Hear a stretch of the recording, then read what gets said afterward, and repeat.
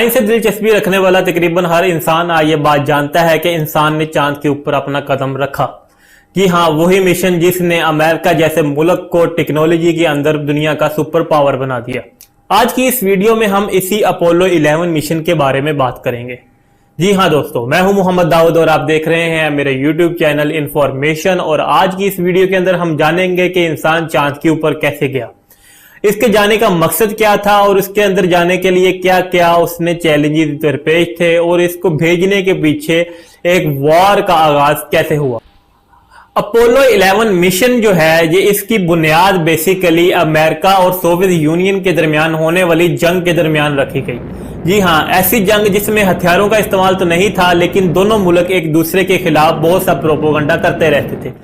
इस जंग को हम कोल्ड वार का नाम देते हैं, जिसमें बज़ाहिर कोई हथियारों की लड़ाई मौजूद नहीं थी। तो इसी लड़ाई के दरमियान एक पीरियड आया जिस पीरियड को हम स्पेस रेस या स्पेस वॉर के नाम से जानते हैं। इनमें ऐसा हुआ कि इन दोनों मुल्कों के दरमियान स्पेस में जाने की जंग छिड़ गई कि कौन सा मुल्क पहले स्पेस में जाता है और कौन सा वहां पर अपनी बर्तरी या अपनी हुकूमत स्पेस के अंदर कायम करता है। तो इस एरा को हम जो है वो कोल्ड वार के जमाने में स्पेस रेस का नाम देते हैं। तो सबसे पहले जो है 1961 में जॉन एफ कैनेडी, जो कि अमेरिकन प्रेसिडेंट हैं, वो एक तकरीर करते हैं, एक पब्लिक स्पीच करते हैं। 240,000 miles away from the control station in Houston, a giant rocket more than 300 feet tall, the length of this football field, made of new metal alloys, some of which have not yet been invented, capable of standing heat and इस speech के अंदर वो ऐलान करते हैं कि वो चांद के ऊपर अपना मिशन भेजने जा रहे हैं, जिसमें बाकायदा तौर पर इंसान चांद के ऊपर कदम रखेगा। उन्होंने अपनी स्पीच के अंदर बताया, उन्होंने अपनी स्पीच के अंदर कुछ ऐसी चीजों का जिक्र किया, मतलब कि कौन सा रॉकेट इस्तेमाल होगा, कौन सी टेक्नोलॉजी। उन्होंने बताया कि हम मुख्तलिफ मेटल अलॉय आजकल जो यूज कर रहे हैं, जो आज से पहले मौजूद नहीं थे। एक 300 फीट से भी ज्यादा लंबा चौड़ा जो हमारा एक रॉकेट है, वो इंसान के मिशन को, इंसानों को लेकर चांद की तरफ जाएगा। ये उनका मिशन था, ये उनकी आपने तकरीर में सुना। ये वो स्पीच थी जिसने अमेरिका के अंदर टेक्नोलॉजी की एक बुनियाद रखी थी, जिसने अमेरिका को एक टेक्नोलॉजी का किंग बना दिया था। इस मिशन को अपोलो 11 का नाम दिया जाता है और ये अपोलो 11 के नाम से फेमस हो जाता है। लेकिन बहुत से लोग आजकल जो साइंस के अंदर दिलचस्पी रखते हैं वो उसके नाम से ज्यादातर वाकिफ नहीं होंगे, लेकिन वो ये जरूर जानते हैं कि इंसान का एक मिशन चांद के ऊपर गया है। इस काम के लिए नासा के जो साइंटिस्ट थे उन्होंने दिन रात मेहनत की, क्योंकि एक ऐसा एयरक्राफ्ट बनाना था जो आज से पहले कोई ऐसा वाकया नहीं हुआ था, कोई ऐसा मिशन नहीं स्पेस के अंदर गया था कि जो इंसानों को लेकर वहां पर गया हो स्पेस के अंदर और वो कामयाबी से वापस आए हो। तो ये एक चैलेंज था नासा के साइंसदानों के लिए, क्योंकि उन्होंने एस्ट्रोनॉट्स की सेफ्टी को हर सूरत मुमकिन बनाना था। तो उन्होंने अपने लिए जो उनसे मुमकिन हो सका, उन्होंने टेक्नोलॉजी के मैदान में हर मुमकिन रिसर्च करके एक ऐसा रॉकेट या ऐसे मेटल अलॉयज तैयार किए जो स्पेस की गर्मी को, स्पेस की फ्रिक्शन को, स्पेस के अंदर होने वाले रिएक्शंस को और स्पेस के अंदर आने वाले चैलेंजेस को हर सूरत वो इनकाउंटर कर सके, उनको बर्दाश्त कर सके। तो ऐसे चीजों को बनाया गया उन नासा के साइंसदानों की तरफ से, जिनका नाम हमें इस मिशन में शायद आज भी कोई नहीं जानता होगा कि कौन थे वो, किसने बनाया, लेकिन उन्होंने अपनी दिन रात मेहनत करके इस चीज को मुमकिन बनाया कि एक ऐसी चीज को तैयार किया जा सके। इस रॉकेट को स्टेरन 5 का नाम दिया गया और ये उस वक्त का बनाया जाने वाला सबसे पावरफुल एयरक्राफ्ट था जिसने अपोलो के स्पेसक्राफ्ट को कैरी करना था। यानी कि एक ऐसा रॉकेट जिसने अपोलो के एयरक्राफ्ट को कैरी करना था, वो उस वक्त दुनिया का सबसे ताकतवर तरीन एयरक्राफ्ट था और जिसकी लेंथ ऑलमोस्ट 363 फीट थी। यानी कि वो जो रॉकेट था वो 363 फुट लंबा एक रॉकेट था, जिसके अंदर स्पेसक्राफ्ट को हमने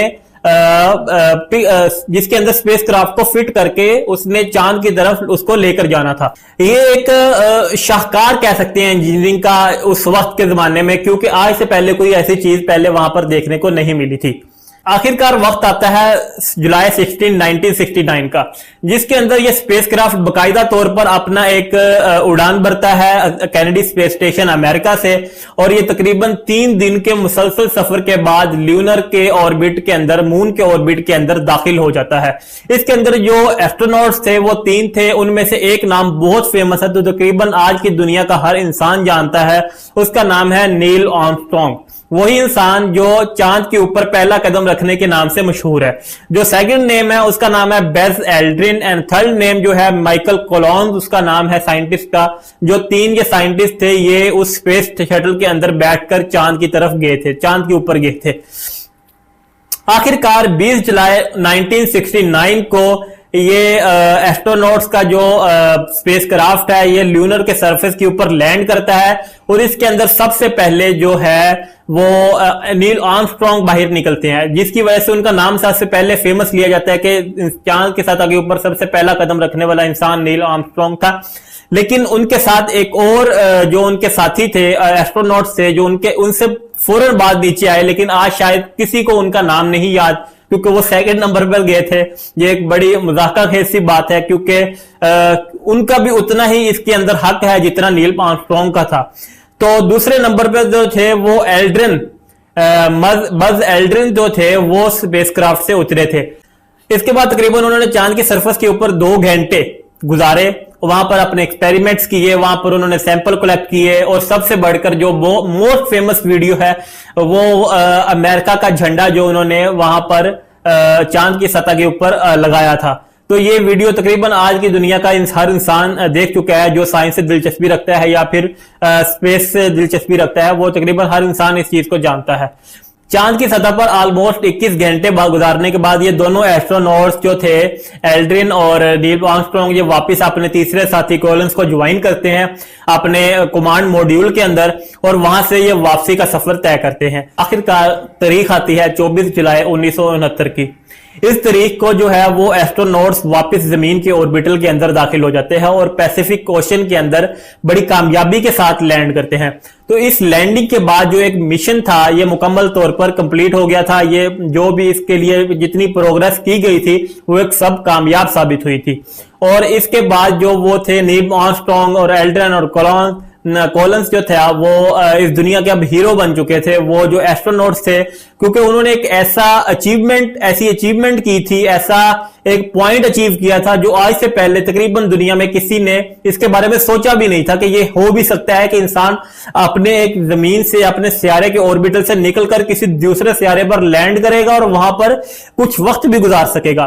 तो इसके बाद जो है जो ये जॉन एफ कैनेडी का मिशन है वो भी कंप्लीट हो जाता है। अमेरिका इस स्पेस वार के अंदर अपना जो बर्तरी भी हासिल कर लेता है, और इसका जो सबसे बड़ा फायदा जो होता है अमेरिका को, वो टेक्नोलॉजी की दुनिया में एक ऐसा अंबार अमेरिका के अंदर आता है कि उसने अमेरिका को टेक्नोलॉजी का एक अनबीटेबल प्लेयर बना दिया। आज भी टेक्नोलॉजी के अंदर अगर हम देखें तो मेरे ख्याल से आज भी बेशक चाइना बहुत तरक्की कर चुका है, लेकिन अमेरिका को आज भी इसके अंदर बर्तरी हासिल है। तो उसकी जो बुनियाद थी इसी अपोलो मिशन 11 ने डाली थी। अगर आपको हमारी ये वीडियो पसंद आई तो इसे लाइक कीजिए, सब्सक्राइब कीजिए चैनल को, और बेल के आइकॉन को जरूर प्रेस कीजिएगा। और मजीद ऐसी वीडियोस देखने के लिए हमारे चैनल पर जरूर विजिट करते रहिएगा। Thank you so much.